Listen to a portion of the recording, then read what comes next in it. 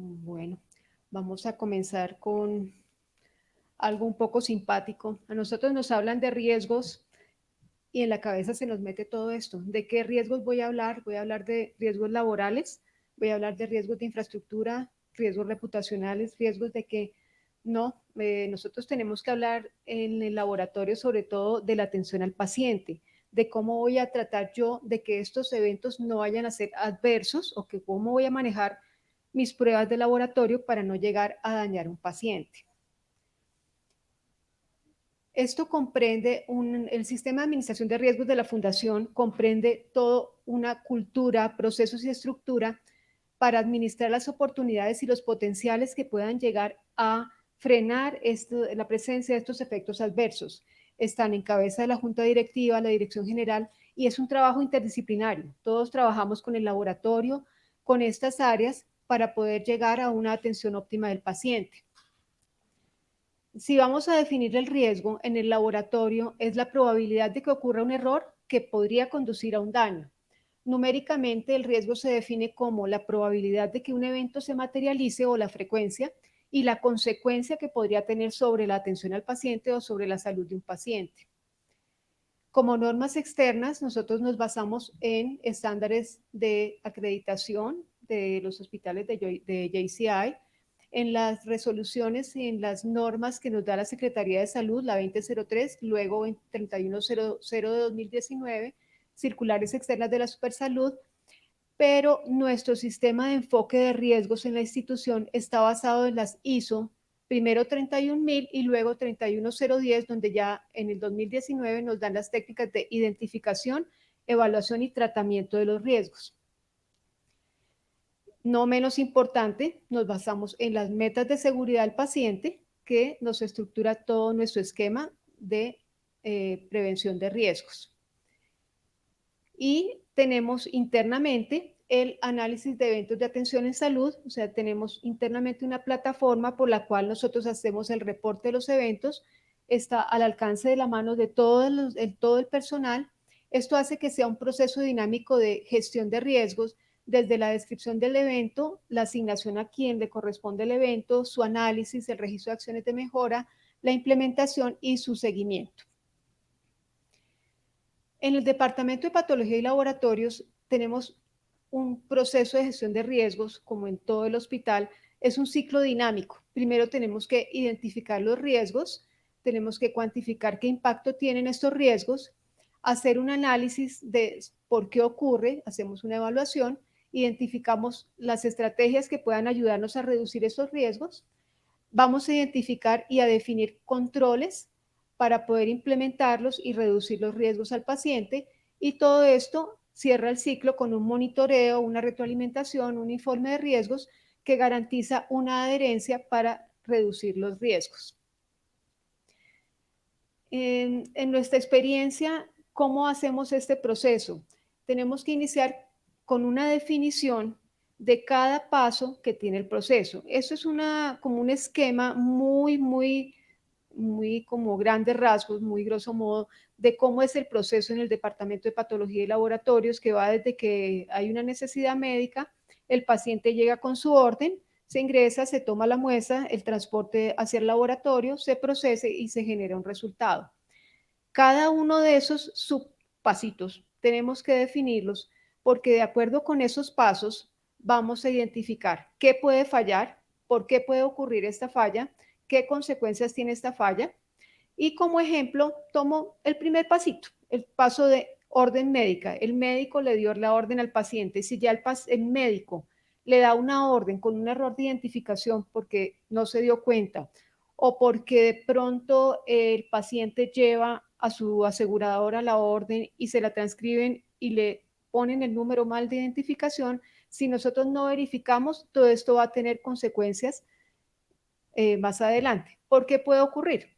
Porque no solicitamos el documento al paciente, porque lo digitamos mal y puede ocurrir también que hay errores de interpretación en las solicitudes médicas que pueden ser porque tiene letra ilegible la orden, pues eso nunca pasa, pero podría pasar que haya desconocimiento en los códigos, por ejemplo, cuando la transcriben o porque hay confusión en el nombre de exámenes. Por ejemplo, el médico quiere ordenar una beta 2 microglobulina y pide una beta 2 glicoproteína. Esto nos lleva a estas consecuencias. Todo esto nos lleva a la misma o a los mismos puntos, que son que podemos tener una entrega equivocada de resultados, podemos procesar las pruebas incorrectas, y esto nos lleva a fallas en la seguridad, continuidad, oportunidad y pertinencia, con consecuencias para el paciente, además de económicas y hasta reputacionales o legales si el paciente decide entablar alguna demanda contra la institución. Ese es un ejemplo de cómo lo hacemos o cómo lo hicimos en patología. Con la doctora Baldión en su momento hicimos esto, y lo que hicimos fue como tomar el proceso de atrás hacia adelante. Tenemos una lista de chequeo en la cual está cada paso que yo estoy evaluando, y a cada paso de estos yo le voy a definir cómo puede fallar. Eso es un ejemplo de los dos primeros pasitos. Entonces, si yo tengo que verificar la identificación del paciente y que el código de barras haya sido generado correctamente, cómo puede fallar, qué riesgo tiene cada uno, qué causas y qué consecuencias puede tener. Luego de esto podemos tener varias formas de evaluarlo. Una vez que yo ya tengo cómo me puede fallar cada uno de esos pasos, yo le tengo que asignar como un impacto a cada una de esas formas. Puedo utilizar la FMA, que es el análisis de modo de falla y efectos. Puedo utilizar menos común, pero es una herramienta más robusta, el árbol de análisis de fallos, y todo esto articulado con nuestro sistema de reporte de errores y acciones correctivas que tenemos en Infofe. La institución del sistema de riesgos se basa, pues como les decía, en la 31010, en la que tenemos una matriz 5x5, donde vamos a ponderar cada modo de fallo, cada error, cómo es qué tan frecuente ocurre esta falla y qué impacto tiene sobre la atención del paciente. Luego de esto, se puede hacer de forma cualitativa, dando los colores, o se le puede asignar de acuerdo con una clasificación institucional. Yo le puedo dar una numeración que puede llegar hasta 25 en el rojo o a 1 en la parte verde. Entonces, eso es el ejemplo. Seguimos con la misma tablita. Inicialmente vemos que si yo me equivoco, en la primera parte está la muestra mal marcada, voy a tener un nivel de riesgo alto, y con la probabilidad media y un impacto alto, lo mismo que el código de la prueba, tengo niveles de riesgo alto. Y aquí viene una parte muy importante de esto, y es la intervención de los controles. Yo puedo tener unos controles que ya fueron definidos cuando el proceso comenzó, o puedo tener unos controles que son propuestos, que salen de la evaluación de los riesgos. Estos controles pueden ser preventivos, detectivos o correctivos de acuerdo con la etapa en que yo los asigne.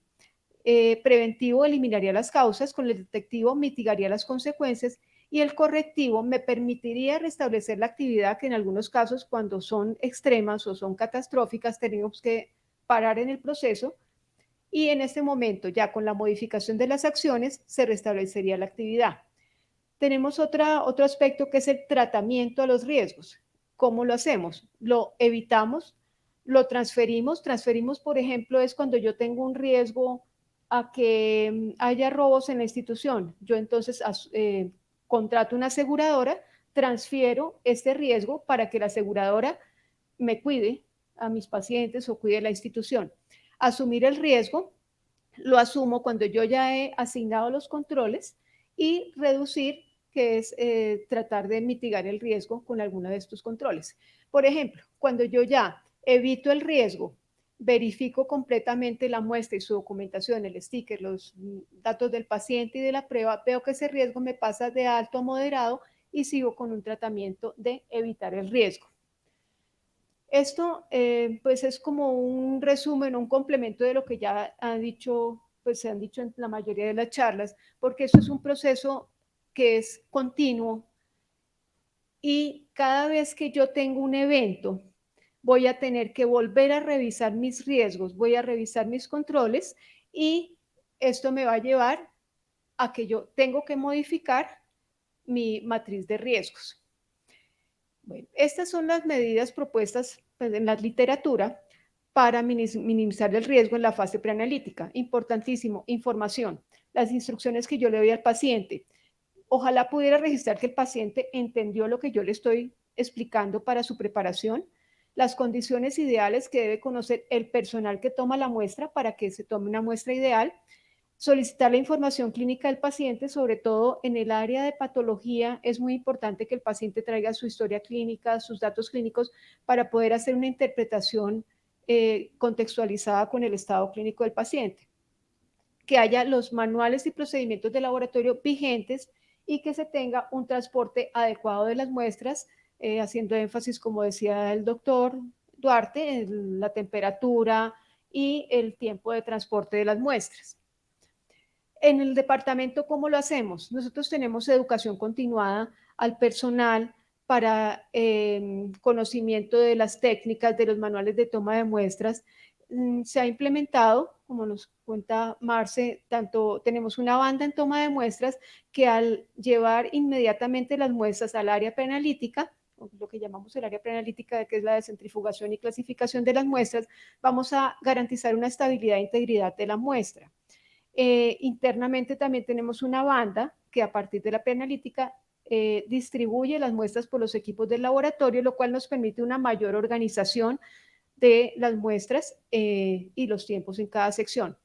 El tubo neumático nos va a permitir el traslado desde los servicios de hospitalización hasta el laboratorio de las muestras que aplican, ya evaluadas, como nos dijo Marce, y nos va a garantizar traslado directo y velocidad. También dentro de poco vamos a tener un sistema en las muestras que, por ejemplo, no se puedan enviar por tubo neumático, se va a tener la trazabilidad completa desde el momento en que el médico solicita, se genera el sticker para marcar la muestra, se toma la muestra, se deposita. Todos estos tiempos se van a tomar desde que se solicita hasta que llega al laboratorio, se procesa y se da el resultado. Nosotros tenemos para evaluación de estos procesos listas de chequeo para adherencia a los procesos en los servicios ambulatorios, en los hospitalarios y sedes, en la fase preanalítica, y el seguimiento a indicadores que nos permite la mejora continua. Para la fase analítica, nos dice que debemos, la literatura, definir criterios de aceptación y rechazo de la muestra, los mantenimientos y las calibraciones de los equipos que estén al día, el manejo de los reactivos y la verificación de las pruebas. Importante, muy importante, la planeación de todo el control de calidad de los sistemas. Se establecen los parámetros, la frecuencia de los controles, las acciones correctivas. Como decía la doctora Margarita, toda muestra, prueba de paciente, cada paciente es uno, debe ser tratada con el mismo cuidado de acuerdo con su complejidad. ¿Por qué de acuerdo con su complejidad? Porque tenemos pruebas del servicio de transfusión que son sumamente críticas en algún momento o pruebas infecciosas, pero cada una debe ser tratada de la misma manera. Debe haber una comunicación efectiva entre los turnos. Debemos incrementar la cultura de reporte de los eventos y en la fase analítica también el seguimiento a indicadores. ¿Cómo lo hacemos en el departamento? Tenemos un sistema de monitoreo central de temperatura, lo que nos va a ayudar a que tengamos unas condiciones lo más parecido a lo óptimo para el procesamiento de las pruebas y la conservación de los reactivos. La gestión de reactivos centralizada, estamos manejando esto desde este año. Utilización de plataformas de control de calidad. Participamos en pruebas de aptitud o pruebas de control externo. Tenemos una cobertura de más del 95% de las pruebas. Las listas de chequeo que también se aplican en la fase analítica, en este caso sería a los procesos, a las personas que intervienen en los procesos, a las bacteriólogas, a las personas de patología, de biología molecular y el seguimiento a indicadores. Y para minimizar el riesgo en la fase posanalítica, tanto en la literatura como en el departamento aplicaría, que es el uso del de los sistemas de información de los LIS y los programas de control de calidad, nos ayuda a optimizar y bajar el riesgo humano de transcripción, el riesgo de fallas humanos. Definir los intervalos o riesgos biológicos de referencia disponibles y actualizados. Tener los procedimientos estandarizados documentados para validación de resultados, hacer una revisión retrospectiva del control de calidad en todo momento, tener mecanismos establecidos para comunicar los resultados y los valores críticos al médico, y el archivo y el manejo de muestras debe estar documentado. Ahora pues les presento, esto es como una premisa de riesgos. Espera lo mejor, planea para lo peor, pero prepárate para sorprenderte. Esto nos pasa tanto en riesgos como en control de calidad. Y una caricatura de cómo es la jerarquía de los controles, por ejemplo, esto aplicaría para salud ocupacional. ¿Cómo puedo yo evitar que mi riesgo, que es que mi peligro, que es el perro, lleve a mi riesgo, que es morderme? Lo puedo eliminar, lo puedo reemplazar por un gato, puedo modificar la forma, puedo aislarlo, puedo espantarlo, o lo más importante es utilizar elementos de protección personal. Gracias.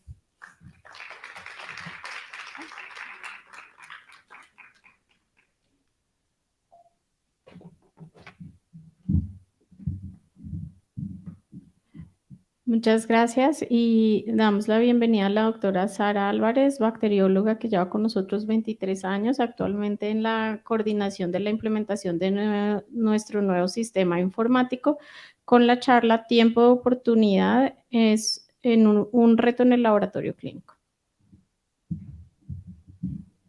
Muchas gracias, buenas tardes. Como les dijo la doctora Paula, soy bacterióloga de la Fundación Santa Fe ya hace 23 años y recibí la invitación tanto de la doctora Paula como la doctora Margarita a este simposio para aportar con el tema TAT, Turn Around Time, tiempo de respuesta y por qué es un reto para el laboratorio clínico. Y voy a empezar haciendo unas afirmaciones con las cuales creo que todos estamos de acuerdo, y es que el laboratorio clínico es determinante en todos los procesos asistenciales de cualquier servicio de salud, y que más del 70% de las decisiones médicas están basadas en un resultado de laboratorio. ¿Por qué? Porque un resultado de laboratorio puede confirmar o puede descartar una patología y llevar al médico a tomar una u otra conducta clínica, contribuyendo así al diagnóstico, tratamiento y seguimiento de un paciente. Muchas veces en condiciones críticas, la rapidez con la que el médico obtenga los resultados es muy importante y puede hacer la diferencia en el desenlace del estado de salud de ese paciente. Por lo tanto, el laboratorio clínico no solo debe garantizar, entregar resultados que sean confiables y exactos, sino que la oportunidad de los mismos es muy importante. Y aquí es donde viene el protagonista de esta charla, que es el TAT, el Turn Around Time o tiempo de respuesta. Este tiempo de respuesta está definido como el tiempo que transcurre entre la solicitud médica y la emisión de un resultado. El tiempo de respuesta analítico o intralaboratorio es un eslabón que hace parte de todo el tiempo de respuesta total y se define como el tiempo que transcurre entre la llegada de la muestra al laboratorio y la emisión de un resultado. Este es un indicador de oportunidad muy útil, sobre todo para laboratorios de urgencias.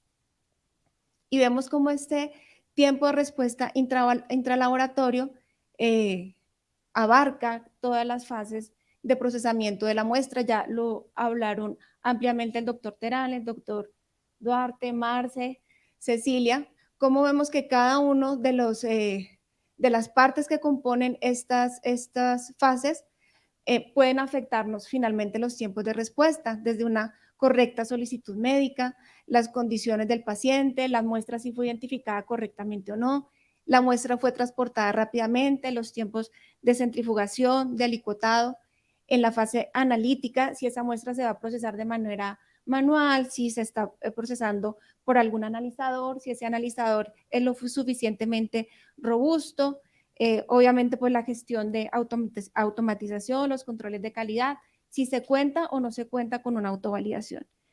Y en la fase posanalítica, pues el análisis de esos resultados, la confirmación de los mismos, la emisión de los resultados, y aquí es muy importante tener en cuenta la importancia, valga la redundancia, de tener un buen sistema informático, no solo de laboratorio, sino de historia clínica, que permita que el médico tenga acceso rápidamente a esos resultados. Indudablemente, en los últimos años, todos los avances tecnológicos han cobrado especial importancia. con la idea de acelerar los flujos de trabajo del laboratorio y hacer que sea mucho más rápido el reporte de esos exámenes. Es así como actualmente se encuentran en el mercado diferentes software, sistemas de robótica, analizadores cada vez mucho más robustos, tubos neumáticos, bandas de transporte, todo esto obviamente, como les decía anteriormente, enmarcado en tener un buen sistema tanto de laboratorio, informático de laboratorio, como de historia clínica.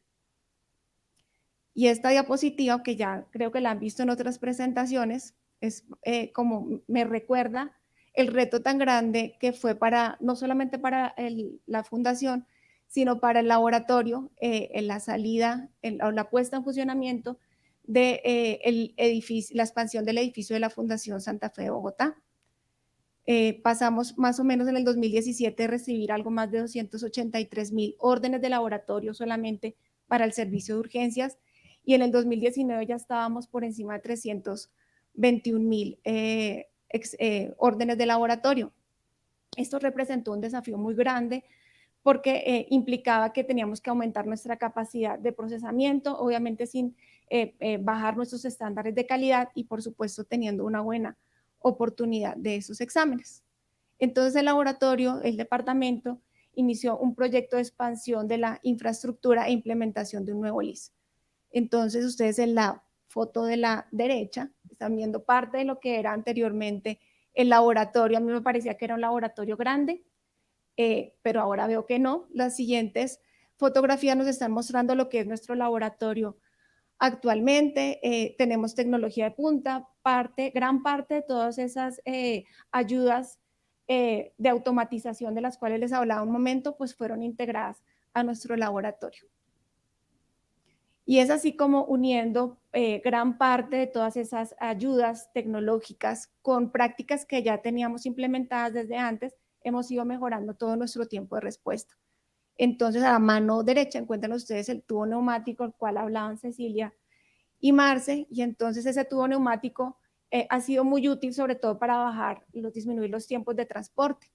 Contamos en nuestro sistema informático con etiquetas que, aparte de proporcionar información de los demográficos más importantes del paciente, lo cual reduce errores de identificación, también nos muestra el tipo de recipiente en el cual debe ser tomada esa muestra, y eso es una ayuda muy grande, no solamente para el personal que está aquí en el laboratorio, sino para todas nuestras sedes y los flebotomistas y enfermería que están en hospitalización y en las otras sedes.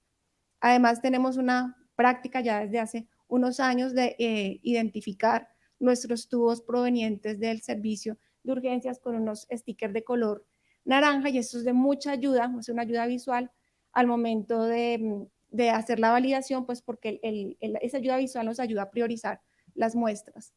También contamos con centrífugas reservadas específicamente para muestras que son prioritarias o vienen del servicio de urgencias.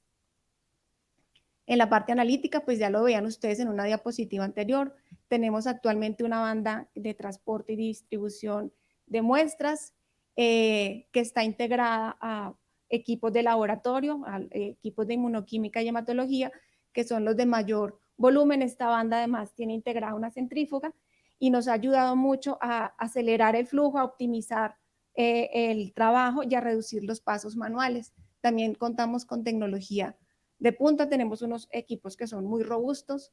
En esta fase analítica también contamos con una herramienta visual que básicamente nos ayuda a controlar todo ese tiempo de respuesta intralaboratorio, pues nos está mostrando las muestras desde el momento en que son chequeadas en el laboratorio, y es una ayuda visual que nos empieza a mostrar cuáles están próximas a vencerse para nosotros darle prioridad. Al frente de cada sección tenemos un televisor en el cual cada bacterióloga puede estar visualizando esa información, y también contamos con autovalidación. En la fase posanalítica, bueno, dejé al final en la fase posanalítica el sistema informático de laboratorio, pero pues la verdad es que se está abarcando todas nuestras fases. Quiero contarles que estamos, creo, a unos días de salir con este sistema informático de laboratorio. El que tenemos es bueno, pero este nos va a permitir mejorar todos nuestros procesos, integrar todas las fases del laboratorio y hacer mediciones automatizadas mucho más estrictas y, por supuesto, la disposición de los resultados del laboratorio por parte del médico, además por consulta web, va a ser mucho más fácil. Y todo lo anterior, todo lo que les acabo de decir, pues es muy útil, es muy importante, pero no nos sirve de nada si nosotros no hacemos mediciones. Como dijo el matemático inglés Lord William Kelvin, lo que no se puede medir, pues definitivamente no se puede mejorar.